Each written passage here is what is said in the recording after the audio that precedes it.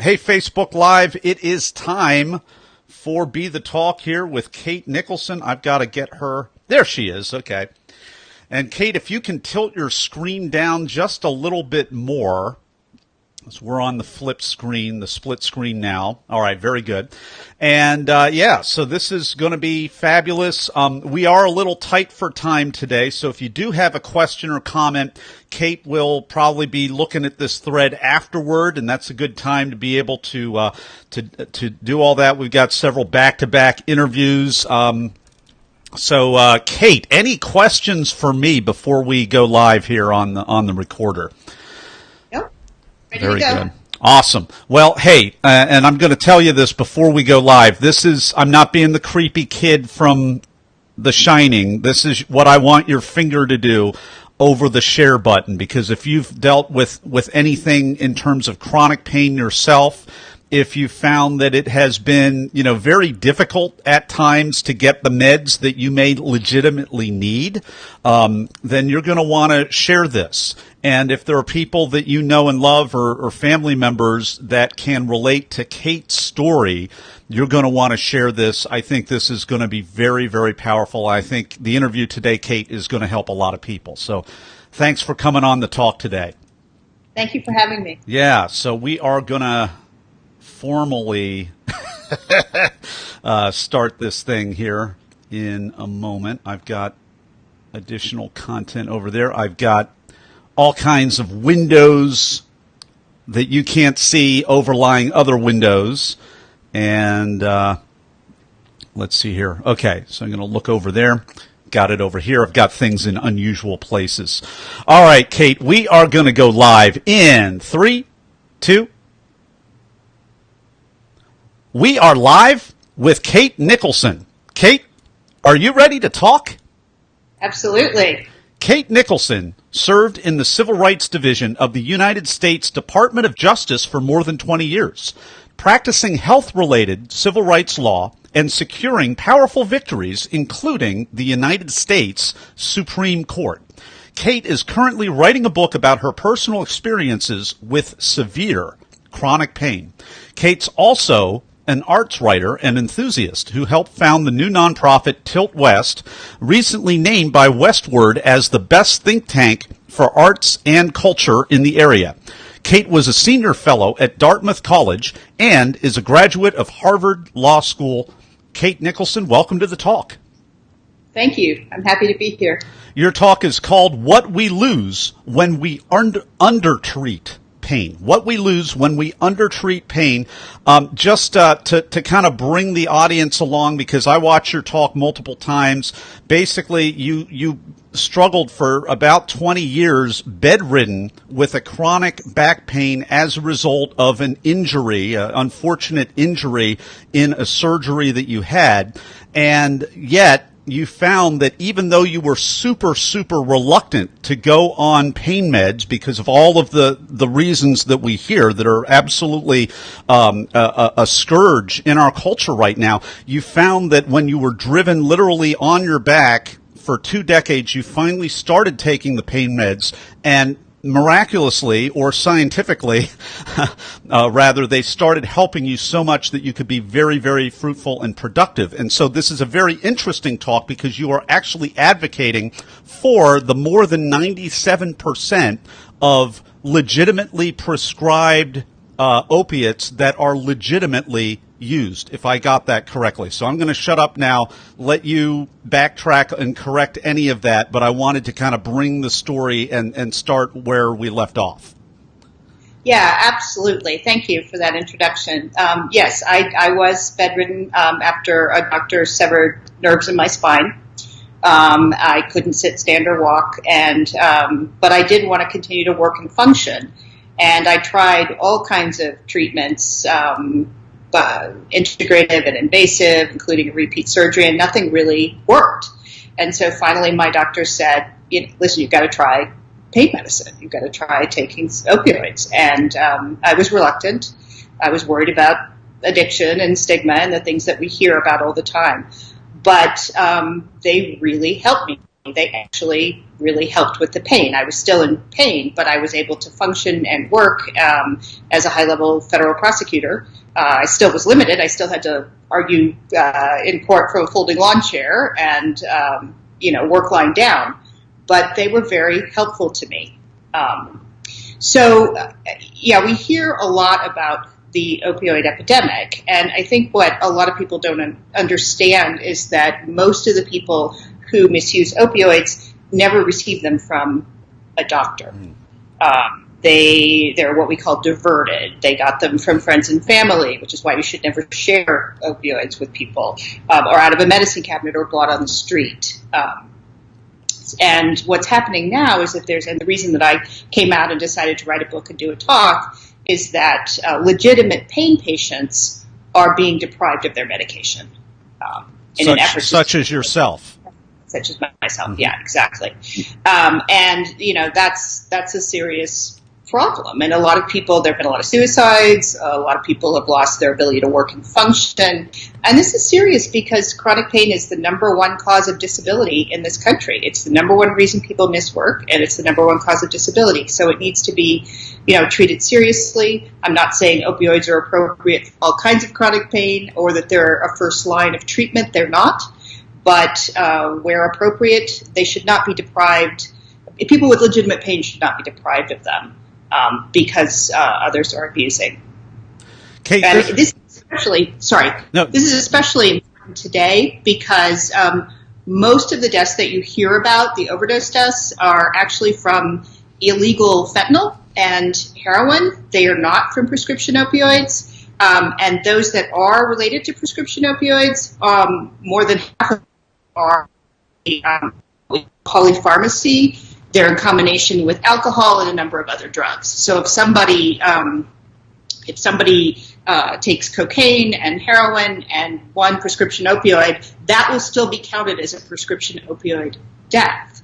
And also what's counted in that number are suicides, homicides, and accidental deaths. And both people with pain and people with addiction have much higher rates of suicide than the general population. Kate, can you go back and just put that in the context? There was a little bit of a slowdown, so I heard the technical parts, but I lost the context of it. I'm sorry. Okay, so with respect to which part? Just all those statistics, the cocaine and the heroin, and as opposed to legitimate prescriptions, something like that, I just don't want to assume. Sure. As I said, most of the people who misuse opioids did not receive them from a doctor. They were diverted, taken from friends and family, borrowed from friends and family, taken from a medicine cabinet or bought on the street.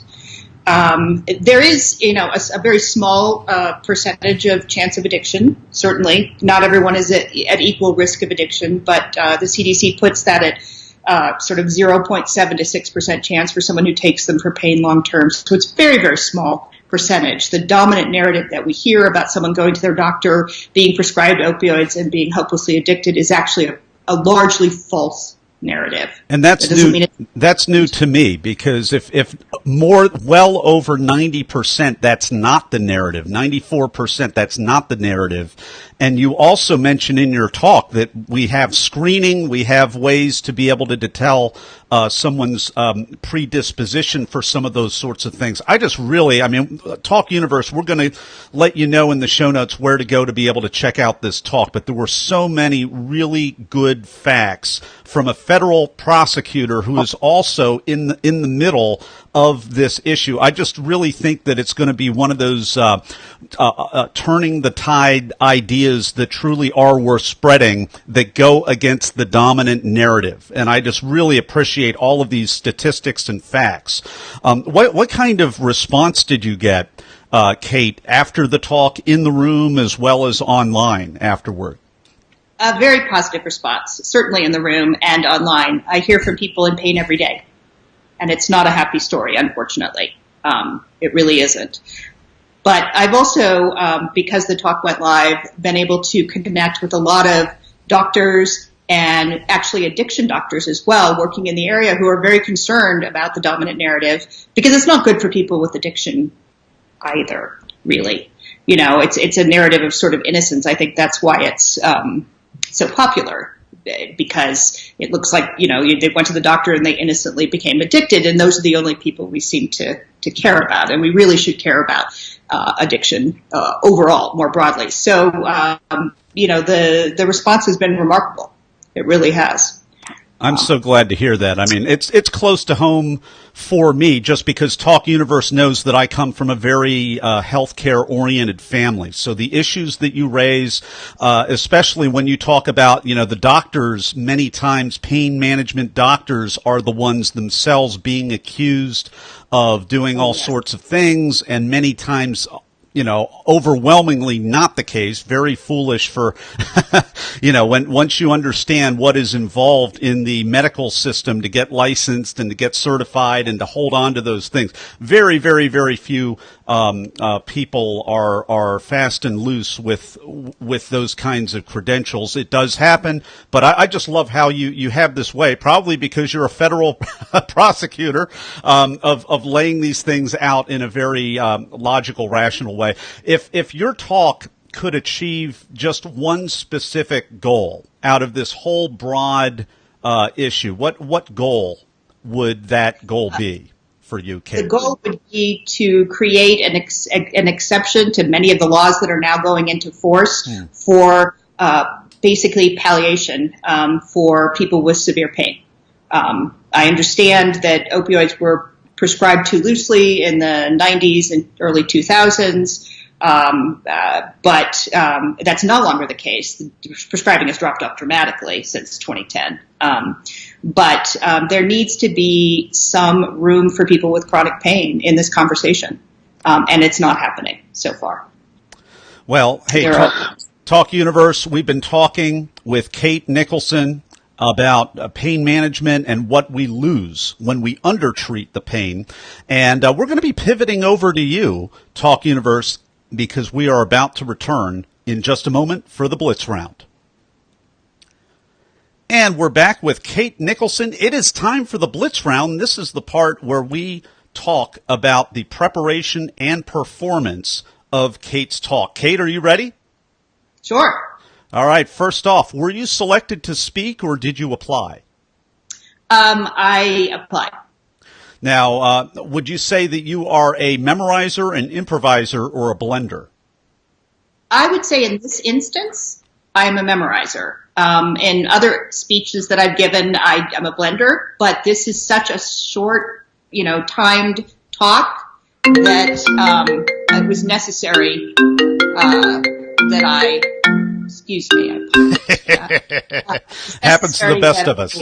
I memorize it because, there are a lot of people giving talks. Hey, Kate, go, if you can go back and just re-answer the question, and my audio people cut that whole piece out. I really apologize for that. No problem at all. So in this instance, although in other speeches I improvise or blend, in this instance I'm a memorizer because it was a very short period of time, and I wanted to be respectful of everyone else who was speaking. Of course, we're putting on a whole program, and so I did memorize. Although, really it's just practicing it several times. It goes into your head that way. How did this kind of a talk, for someone who's used to, being a federal prosecutor in the, in a courtroom and really doing all of the kind of the movie stuff, at least in my mind that we see, how is this kind of a talk different, even though you're used to doing public speaking and persuasive speaking and having a point, all of that? What was different about this kind of a talk for you, Kate?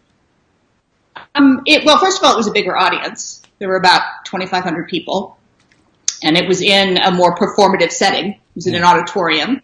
Because of the lights, I couldn't really see people. That was different.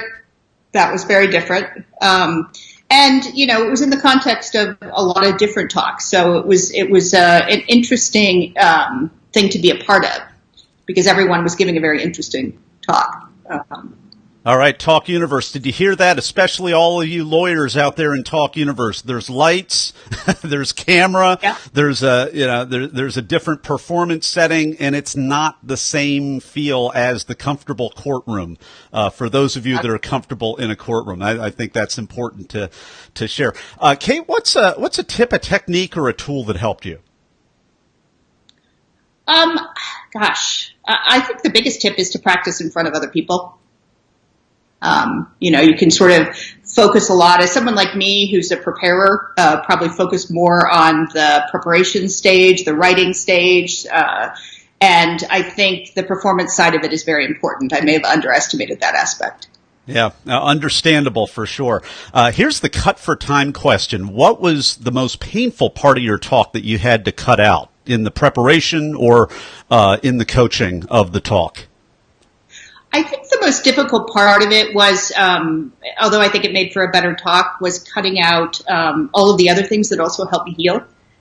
Because I certainly didn't only take opioids. I used physical therapy and meditation and a lot of other things. And so I had just one sort of throwaway line in the talk that sort of summed all of that up in one sentence.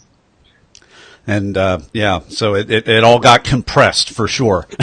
Yeah. Talk Universe, we've been enjoying this talk with Kate Nicholson. Her talk is called What We Lose When We Undertreat Pain. And if you want to check that talk out and you don't want to type it in the old-fashioned way into YouTube, you can go to our show notes page at bethetalk.com, and we have a link right there. We want you to share that talk. We want you to look at that talk because it's a major issue, and it's become blurred and muddied in the waters because of some of the abuses that are out there. And so Kate's talk brings a lot of clarity to anyone who you know that is dealing with chronic pain. Now, we also want you to check out Kate's website. It is Kate M as in Mary, Nicholson.com. Kate M as in Mary, Nicholson, NICHOLSON.com, and we'll be back with Kate Nicholson in just a moment for the final word of advice. And we're back with Kate Nicholson. It is time for the final word of advice for Talk Universe. So my advice to people wanting to give a talk, I think the most important thing is having something important to say. Really important to say. It isn't about, for me, it wasn't about, oh, I want to go give a TEDx talk or a TED talk. It was, people were being harmed. This is the moment that I needed to speak out about my experience and to try and make a change. And so I think, the most important thing is really digging deep and sort of speaking your truth and having something, that other people will really value to say. Kate Nicholson, thank you so much for coming on the talk today and sharing your wisdom with Talk Universe. Thank you. I appreciate it. All right, that's a wrap. We are still Facebook Living, so if you have questions for Kate, maybe we're not live anymore and you're just watching this, still write a question. It's a really good way to be able to get a response from our amazing guests. Anything in parting to our Facebook Live audience here before we drop offline, Kate? Just that I would appreciate people considering this aspect of the problem, because we're bombarded in the media every day with a fairly narrow narrative about the opioid epidemic that's largely untrue. And so I would sure appreciate people considering this side. Use your finger, wiggle the finger, and hover over the share button, because somebody very close to you that you don't even know is struggling with chronic pain really would need to hear this, because it sounds like things need to be in a correction mode the other direction from everything you're saying. All right, Talk Live, we will see you later, and I'm going to drop offline with Kate to thank her for coming on the talk. Take care, everybody.